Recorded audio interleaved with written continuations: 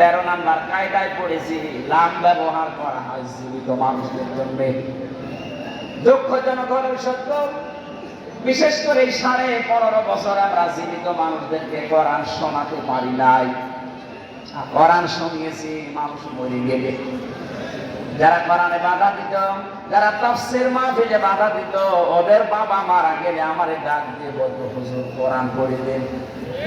এক কথা বলেন না কেন? আপনার তো বাবা মারা গেছে, এখন পড়ে করবো কি? যতদিন জীবিত ছিল অতদিন পড়লে কাজ হতো।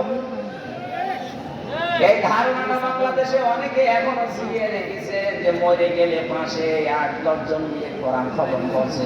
কোন ইসলামে পেয়েছে এটা? বানানো। ইসলামের ভেতরে যদি নতুন করে কিছু তৈরি করে ইবাদত মনে করে চালিয়ে দেন, এটা কিন্তু বেদাত।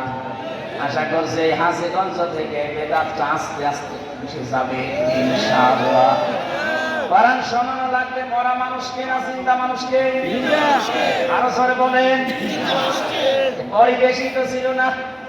জিন্দা মানুষদেরকে কোরআন শোনাতে গেলে 14 জায়গায় পারমিশন নেওয়া লাগতো।